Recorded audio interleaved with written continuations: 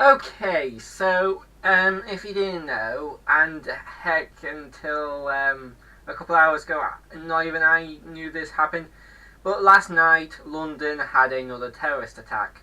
Three Islamic terrorists in a van started mowing people down, crashed the van, got out of the van, and went attacking people in public places such as pubs, and a woman was reportedly brutally stabbed to death. Now, and now there is something that gives me a real kernel of happiness here, and that is reportedly people in the bars, like bouncers and just regular, you know, people just around there, started throwing empty bottles and chairs at the terrorists. And here's why it gives me happiness. It's just like, yeah, go for it. Don't to just watch people get murdered by terrorists. Fucking fight back. Show them that you're not afraid of them, because nothing's gonna change by people just going, oh, well, there's another terrorist attack. Eh, it happens. It's pretty much a weekly thing now. Whatever. I'm just gonna go lay down and die now. But yeah, here's where the reporting on it stops, because so far that's all I know on the subject. I do believe that all three of them were shot and killed as soon as the police arrived. They were wearing vests to make it to make it look like they had bombs strapped to them, that to deter the police from shooting them, because if they were real and they were shot, the bombs could have gone off, killing hundreds more. But the police were fooled. They were shot. They are now dead. And quite frankly, I'm happy, because the world can live without those kind of people. Anyway, now this is going to go into more of my opinion on what we need to do to stop terrorism from, continuing, because this is becoming a routine thing now. Like, how long has it been since the last terrorist attack at the concert? Like, not even a couple of weeks now. Well, heck, was it a couple of weeks? Not that long ago, anyway. Now, what do we need to do to stop this? Well, there's two main causes for this. Islamic terrorists coming in from extremist countries with Middle Eastern values, i.e. the Sharia law should be law, or political Islam as it's called in some circles. And because a lot of this is in the not the Bible, in the Quran, basically say if you die in the name of Sharia law, the Quran, and all that, then they will go to heaven and get 72 virgins. And that is probably the main thing that makes them want to do this. This is like, they want to get the 72 virgins, so they're going to die, killing heathens, as they would call them. And obviously, as you know, this has already caused quite a few problems with terrorist attacks.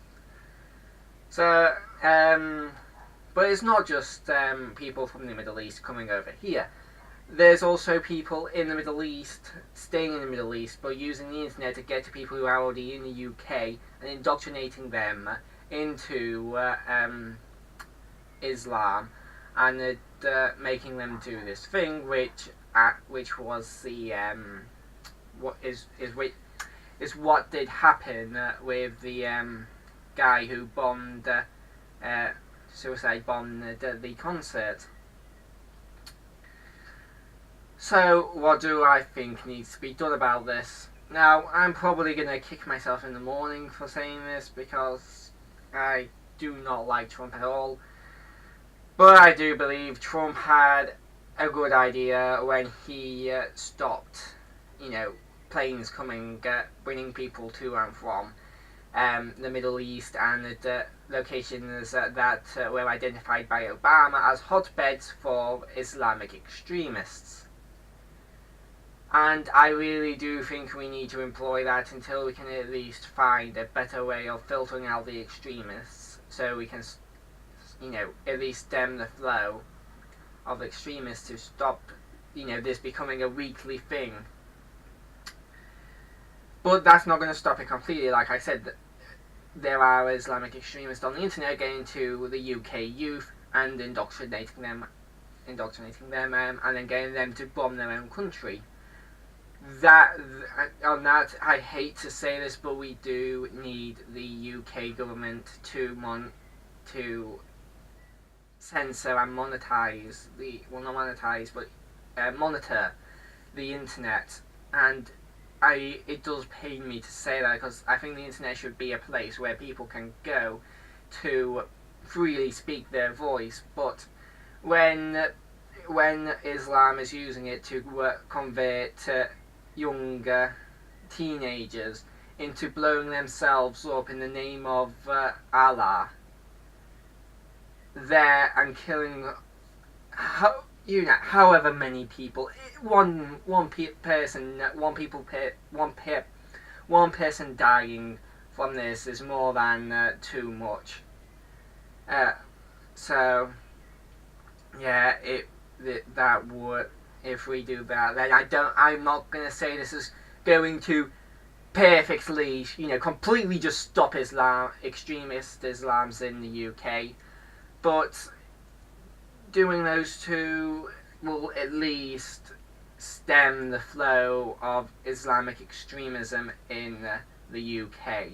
And that, now, bear in mind, nobody take this out of context. I am not saying that all Muslims are extremists, but quite frankly, a lot of the extremists either use them as cover to get into the UK, or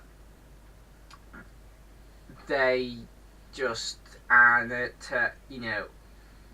vocal in speaking out not only against this kind of behaviour, but also exposing these kind of people who do this and do want to do this. Like, there was a massive scandal with an underground sex trafficking with underage women in the UK, and the person, when he got caught doing it, blamed the police for basically blame the UK for allowing the children to do this. And it's, no, you're breaking the law here, but no, and anybody who says #not all Muslims, all I have to say to you is nobody is saying all Muslims are like this. But just saying that on its own is not helping anybody. What you need to do is get your Muslim friends or anybody you know who is Muslim to openly condemn this sort of action.